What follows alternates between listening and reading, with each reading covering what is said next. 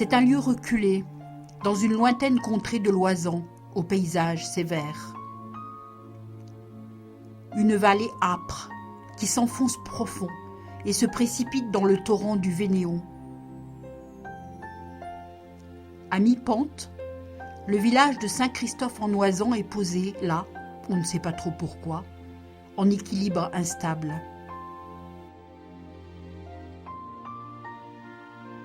Juste en face du village, la tête des Fétoules.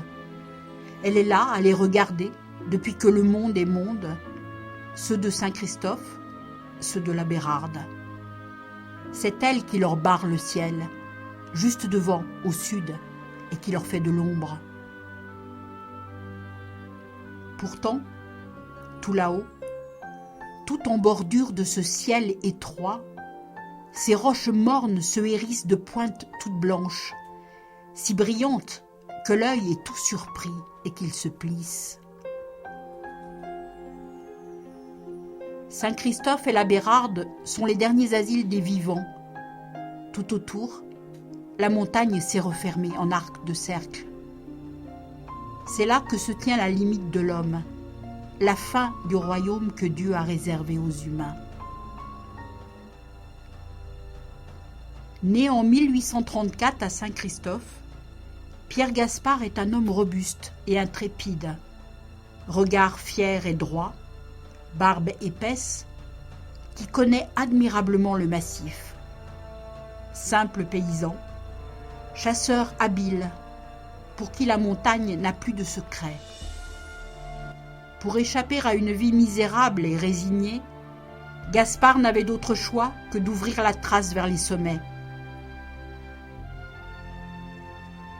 Ses débuts d'alpiniste, Gaspard les fait tardivement, à l'âge de 37 ans, en rencontrant un homme de bonne famille du Languedoc, Emmanuel Boileau de Castelnau, jeune de 19 ans, dont le but était de gravir les derniers sommets des Alpes encore vierges. À eux deux, ils constitueront probablement la plus brillante cordée connue jusque-là. Pendant les saisons 1876 et 1877, ils réalisèrent une dizaine de premières. Mais le plus fameux exploit de cette équipe sera la première ascension du Grand Pic de la Meije, le 16 août 1877, aidé par deux porteurs, le propre fils de Gaspard et Jean-Baptiste Rodier. Le double aspect de cette ascension, véritable compétition aux enjeux à la fois sportifs et médiatiques, fut surtout un aboutissement pour celui qui devint le grand Gaspard.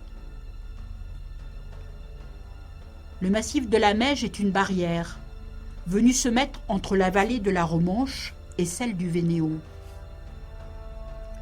Comme peuvent le faire les alpinistes d'aujourd'hui, la cordée a dû porter ses regards vers la grande forteresse crénelée, dressée au-dessus d'eux. Les anciens disaient que tout là-haut, on pouvait toucher les étoiles. Mais personne n'a jamais su si c'était vrai. Tout simplement parce que personne n'était monté là-haut. Parce qu'arrivé à cette altitude, on est au-dessus des fleurs et de l'herbe, au-dessus des pâtures et de la bonne vie, au-dessus des villages avec leurs maisons bien groupées, comme si elles avaient peur de se disperser dans les prairies. Parce qu'il n'y a plus que des oiseaux sans chanson, ils ne savent plus que croasser. Et seuls les sinistres choucas font planer sur ce monde de silence leur noire surveillance.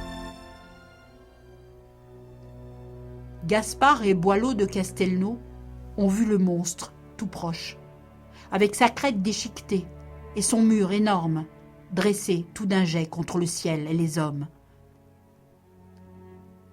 Devant ce spectacle aussi grand, ils ne pouvaient s'arrêter de regarder.